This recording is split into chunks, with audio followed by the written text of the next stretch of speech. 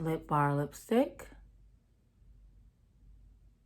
You can find this at Target or you can go straight to their website. So the lip bar, they have lipsticks, they have a lot of other products makeup oriented as well.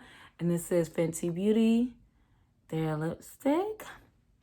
So you guys have seen the necklace before, you've seen the earrings before, and you've seen this makeup before, but all right, hey, welcome to my channel. This is Buying Black with Vanessa Imani.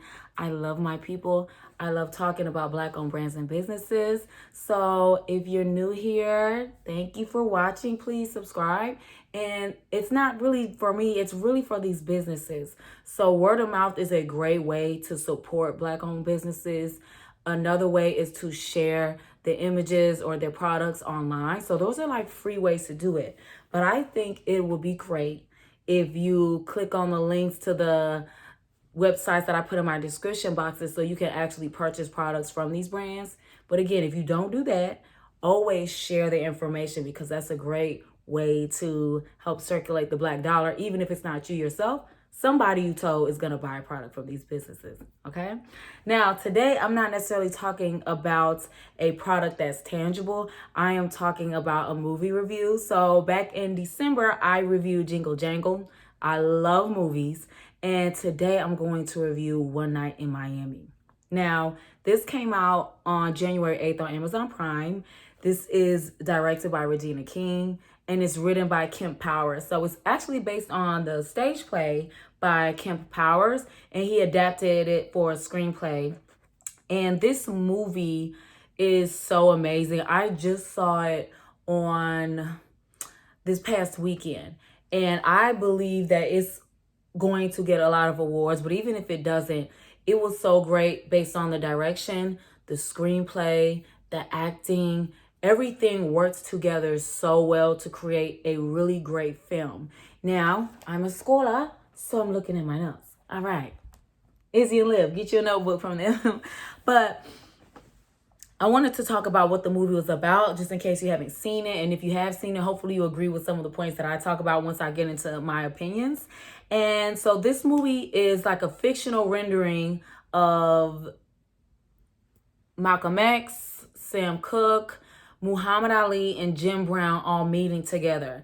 So the night that Muhammad Ali actually won his world championship title for the heavyweights for boxing in 1964, it's like this fictional event around the true event of the boxing championship, and these men meeting in Miami and discussing different things regarding their place in society as Black men in America during the 1960s, among other things. So I think that the movie did such a great job in the beginning of kind of building up each character and showing us the racism, the prejudice, the hate that they had to deal with while trying to be themselves, being the football player, being the boxer, being the singer, being the activist, and then them coming together. So you saw their individual experiences and then you see them coming together.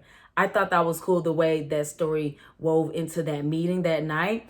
And I want to highlight the actors before I really dig into the plot. So Aldous Hodge, he plays Jim Brown. We have Eli Goree, who plays Cassius Clay, other known as Muhammad Ali. And you have Kingsley Ben Adir playing Malcolm X. If I'm mispronouncing these brothers' names, I really apologize. And then you have Leslie Odom Jr. playing Sam Cooke. Now, I'm familiar with the brother Aldous Hodge and Eli because I've seen them in TV shows. Kingsley, who played Malcolm X, I saw him in the show that Zoe Kravitz was in, based on that movie with John Cusack, like it's a recreation. And then Leslie Odom, I have not seen him, but I do understand that he was in Hamilton. So he has a great Broadway career. He's a fantastic singer, and I believe he was singing himself, but he really did a great job at singing so well, but then capturing the soul in Sam Cooke's voice. Like, oh my gosh, he sounded amazing. And his facial expressions, he just really, I think every person really embodied their characters very well. all of them. And their brother who was in the show with Zoe Kravitz, it was cool because I saw him. He wasn't like a main character like that. You saw him on and off throughout the show. And I'm like, okay, he's interesting. Okay. But it didn't offer too much like the role of him. But in this movie, if I had some water, I would be sipping it right now. Like him as Malcolm X. Oh my God. Everybody did such a great acting job. Something about his role as Malcolm X, I think, because it just really called for the most out of him, given the storyline. He did such a fantastic job. Such a fantastic job. I have chills thinking about the great performance that he did. Now, delving more into the plot. The four are debating the time. So conversations like playing a role as a singer, Sam Cooke. What role do you play when there's all this racism going on, all this discrimination against your people? You have a voice that can reach everybody, but then you choose to sing about love or like trivial things. And I'm putting quotations because this is what Malcolm X brought up. All these men are really close to each other. They're friends. And he's like, I really want you to be this role model. I want you to speak up for our people. And Sam's like, wait a minute, brother. I am putting money in my people's pockets. Like, I own my master. So that debate between what role you play as someone who is a celebrity or someone who's an icon, someone that a lot of people look up to, but then how much do you speak up for your people given all the poop? I don't want to curse. But poop's like a weird word, but all the horrible things that are happening to us by these white folks. So, and then also light skin versus dark skin. There was a conversation with Jim Brown and Malcolm X, and Jim Brown's like, what's interesting is a lot of people who are really pushing for our people, and that's great. But it's a lot of it is that a lot of you guys are light skinned, and it's not quite the same, like black versus white. That's one conversation. But another conversation is like light-skinned people are treated differently from darker-skinned people. So that was another debate. And then you had the battle with the Nation of Islam with Muhammad Ali coming away from that, not necessarily being aligned with their philosophies entirely and not always agreeing with their actions. So a lot of these historical contexts, a lot of these societal problems and issues interwoven into this meeting and their different conversations. It gets heated, it gets funny, it gets sad, even when you really think about the context of it all. So there's a lot of different emotions coming up. And I really, really appreciated the screenplay. I really don't want to talk too much about all of the conversations because I want you guys to see this and be able to think about how you feel about it on your own. I just want to say that Black people, we do have our internal situations going on. But as a whole, we're just constantly, back then and even now, constantly battling racism.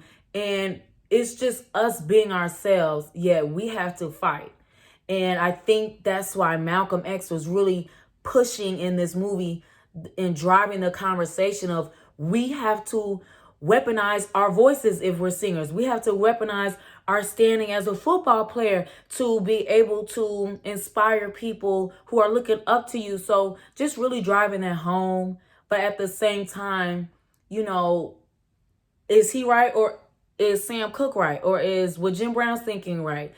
Or can we think that both sides and what these brothers are saying, their opinions, are both sides true? Do both sides have merits to it? It's that dichotomy. I love it. And I wanted to also talk about, I was watching a Variety interview with the actors and Regina King, and I really liked a quote that she brought up when she was speaking about the film. And the interviewer, it was a Black sister, yes. She asked her, what does she think about Black people's obligation when it comes to society, all the hatred we have to deal with unnecessarily so. And she was saying her responsibility as a celebrity, as an actress, director, all the amazing things that she is. She says, my responsibility is to continue to educate myself and speak for myself. And, you know, another part of what she said was living and speaking my truth. And I think that if you are someone like Regina King that embodies Black girl magic, that embodies Black pride, then that's going to come out. As we see in this movie, we're seeing this fictional rendering of these iconic Black men meeting and having a really strong debate about society.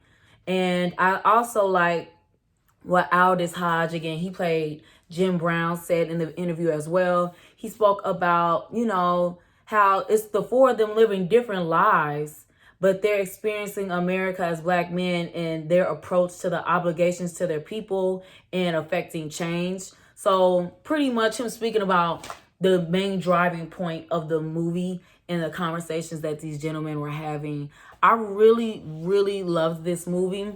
I don't know how long it was exactly, but it, you know, get you like a little 2 hour, 2.5 hour block. I'm not saying it's that long, but get you a little 2.5 hour block. Get you some popcorn, some candy, get some wine if you like. Get really comfortable, set the mood, and really enjoy this movie. And I would love it if when people watch this movie, they tell other people about it so they can watch it as well, and we can have these great conversations that stem from the great debates in this movie.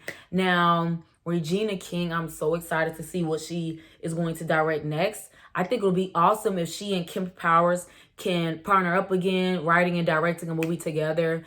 Even like a fresh movie, like that's not based on the stage play, like Kemp Powers production. I loved One Night in Miami. Again, the directing, the writing, the acting, everything was spectacular to me. I would highly recommend it. It needs to get awards. And even if the Oscars don't give it to us, NAACP, BT, we need to give each other these awards and I think the biggest award is, again, us circulating the knowledge about this movie. So many, many, many, many Black people watch this and support, because this is a Black movie. It's produced, directed, written. It's a Black movie, okay? Now, tell me what you think about it in the comments below. Love you.